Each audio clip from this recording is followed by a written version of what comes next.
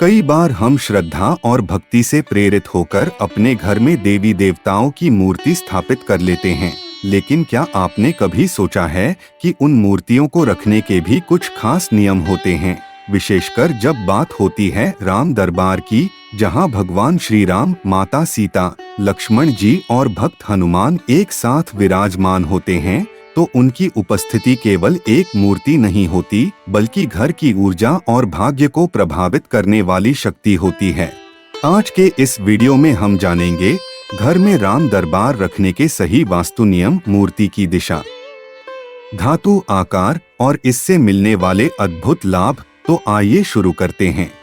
राम दरबार की उपस्थिति का अर्थ है धर्म, मर्यादा, प्रेम और भक्ति का एक साथ घर में वास। श्री राम केवल एक राजा नहीं, बल्कि धर्म के प्रतीक हैं।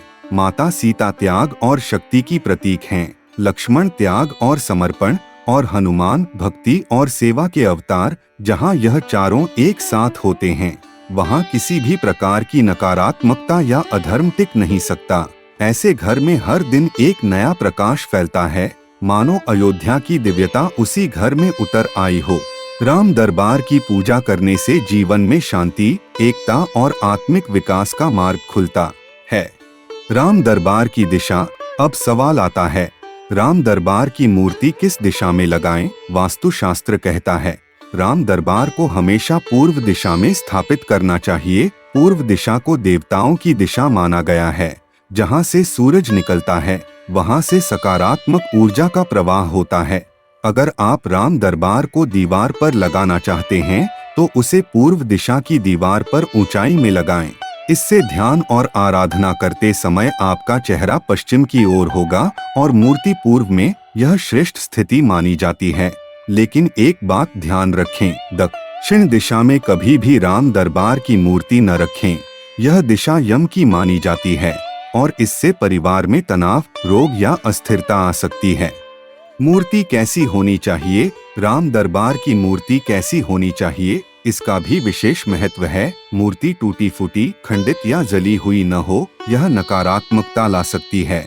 सबसे उत्तम धातुएं हैं पीतल, तांबा या चांदी। ये धातुएं ऊर्जा को आकर्षित और स्थिर करती हैं। पत्थर की मूर्ति भी रखी जा सकती है, लेकिन खंडित होने का डर अधिक रहता है।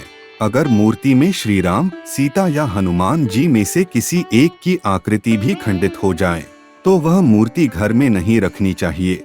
ऐसी मूर्ति का विसर्जन उचित विधि से करें। और हाँ, मूर्ति का आकार भी छोटा न हो। कम से कम 3 फीट की ऊंचाई वाली मूर्ति प्रभावशाली मानी जाती है। छोटी मूर्तियां घर की शोभा तो बढ़ा सकती हैं, लेकिन वास्तु प्रभाव में सीमित होती हैं। राम दरबार की स्थापना विधि। राम दरबार की स्थापना करते समय शुद्धता और भावना का विशेष ध्यान रखें। स्थान को पहले गंगाजल से शुद्ध करें। मूर्ति को लाल या पीले वस्त्र पर स्थापित करें। फूल, अक्षत, दीप और धूप से पूजन करें। श्री राम जय जय राम का मंत्र कम से कम 108 बार जपें। स्थापना के बाद प्रतिदिन कम से कम 5 मिनट का ध्यान या आरती अवश्य करें। राम दरबार के लाभ। राम दरबार जहाँ होता है, वहाँ गृह क्लेश नहीं टिकता।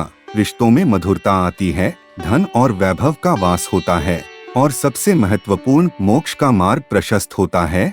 घर में शांति, समृद्धि और आध्यात्मिक संतुलन चाहते हैं, तो राम दरबार की उपस्थिति आवश्यक है। याद रखें, यह केवल एक मूर्ति नहीं, बल्कि संपूर्ण मर्यादा पुरुषोत्तम की ऊर्जा का केंद्र है। तो दोस्तों, अगर आप चाहते हैं कि आपके घर में हमेशा सुख शांति बनी रहे, आपके रिश्ते मधुर बने और ईश्वरीय कृपा बनी रहे, तो इन वास्तु नियमों के अनुसार राम दरबार की स्थापना करें।